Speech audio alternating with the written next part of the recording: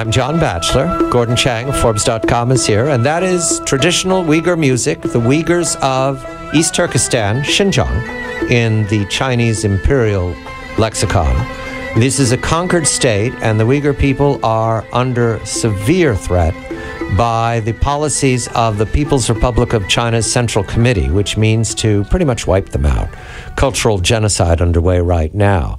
This music, Gordon tells me, again, Gordon, you're certain that this is not being on the Beijing Top 40. In fact, is there a Top 40 in Beijing, Gordon? Would they allow popular music in the way we do? Yeah, they've got a top 1, which is The East is Red, which has been playing since Mao Zedong was ruling China. The East is red, and it is also dotted with a peculiar landscape.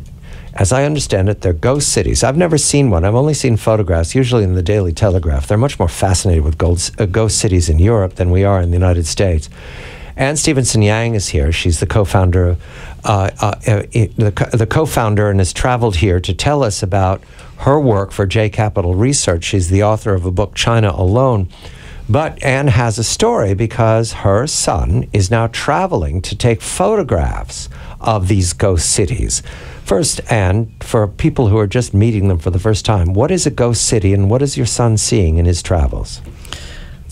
Well, I think a ghost city is simply a city that's unoccupied. China, its principal means of creating stimulus from 2008 in particular was for cities to carve out a new district, to confiscate it or buy a piece of land from the farmers who occupied an outlying district and then build a whole new city. And then in order to try to stimulate other people to move there, they would move the local government over there. So one after the other, these cities have been unoccupied, and the local governments have been reluctant to move themselves. The one in Ordos, called Kangbashi, they had to actually cut off public transportation to the new city, and then the government officials bought cars, so then they had to require them to move there, and then they gave them apartments, and then they actually knocked down schools in other parts of the county so that the children would have to move over there to go to the schools in the new city. Your son is traveling through the ghost cities. What is he learning? He calls me every evening just spluttering over the things that he's seeing, how he has a whole series of photos standing on these 6-lane highways and in the middle of the highways with no cars passing by at all. There are shopping centers that have hung posters for Gucci and Versace, which are just fake, so that the places will look occupied. There are now companies which specialize in making empty buildings look occupied by turning on the lights at night and hanging curtains and putting up laundry. There's a place that actually a colleague of mine found in where was it? In Xining, out in the west part of China, a shopping center that sells the setups, model rooms for model apartments. So there's also a huge shopping center full of electronics, which is totally empty, no people, no customers at all.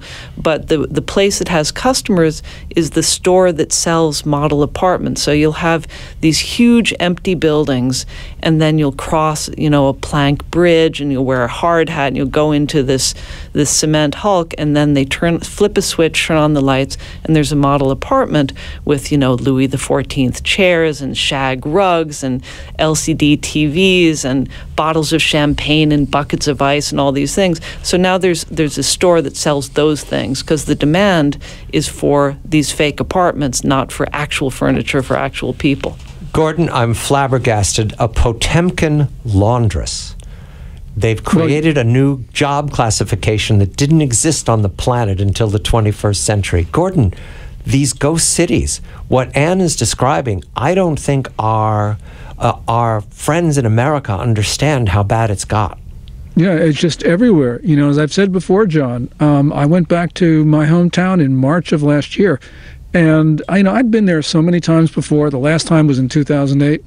I couldn't recognize the place. It was just completely made over. You had a little Shanghai of skyscrapers. There were apartment buildings, row after row after row. There was, as I mentioned, a big stadium, big enough for an NFL franchise, and these broad boulevards. And I think that I have a really good sense of direction. I was completely lost. And this is just sort of, it's crazy, because there was an old man who came up to my wife and said, all of this stuff is really beautiful, but where are they going to find the people? The same question asked all over China. And these buildings were financed with credit by the local authorities, the local party, borrowed from the central banks to build empty cities?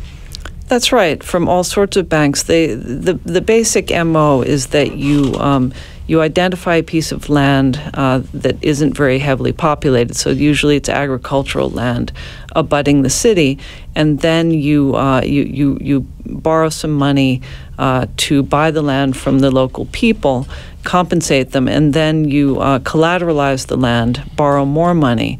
And then you build some apartments, and the people who received compensation for moving are asked to move to buy these apartments with their compensation cash, and they also get mortgages. So then the first phase of the buildings are considered successful because they're bought. And then you raise financing from banks again for the second phase, and then iteratively finance. Gordon? Yeah. And the thing that I find really important about this is that, as John said, they can continue this for quite some time, but essentially apartments have now become unaffordable, where the average apartment is now takes 40 years for a wage earner to earn enough money to buy an apartment. And that just seems to me to be everything has gotten out of whack, which means that eventually things have got to come back to normal. Yeah, it's really interesting. Only China can do something on a scale like this. Everyone has excesses during bubbles, but China has an excess that has not been seen on the planet. And Stevenson-Yang. Her book, actually, the picture of the front page on the cover tells the story. Empty concrete beehive, absolutely empty. China alone, the emergence and potential return a potential return to isolation. Gordon Chang of Forbes.com, WMAL. And thank you very much for traveling here. Thank you. And have a safe trip home. Gordon's at WMAL in Washington, our nation's capital, where all the buildings are very well occupied. Thank you very much, Beijing. I'm John Batchelor.